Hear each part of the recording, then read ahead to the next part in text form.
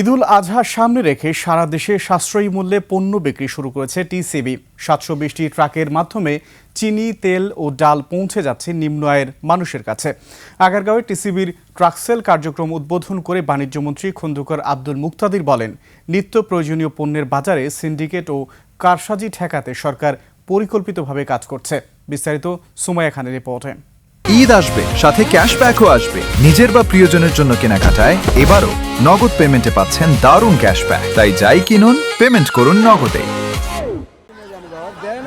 সকাল হতেই রাজধানীর বিভিন্ন মোড়ে টিসিবি ট্রাকের সামনে দীর্ঘ লাইন। উদ্দেশ্য সাশ্রয়ী মূল্যে নিত্যপণ্য সংগ্রহ।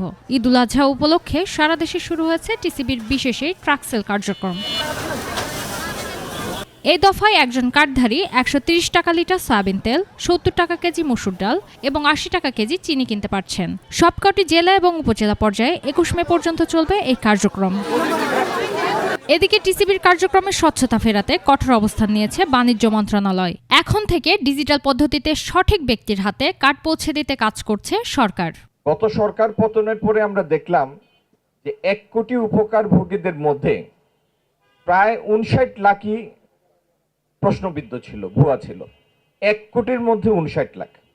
তো যাই হোক, সেই প্রক্রিয়া পার হয়ে নতুনভাবে একটি প্রশ্নহীন পদ্ধতিতে উপকারভোগীদের নির্বাচন করার মাধ্যমে আজকে পর্যন্ত আমরা সেই সংখ্যা 80 লাখে এনে পৌঁছেছি।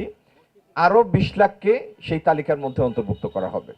এবার ট্রাকসেলের মাধ্যমে প্রায় 28,80,000 উপকারভোগীর কাছে প্রায় 13,939 টন পণ্য বিক্রির লক্ষ্য নির্ধারণ করা হয়েছে। সুমাইয়া খান, 21 টেলিভিশন, ঢাকা।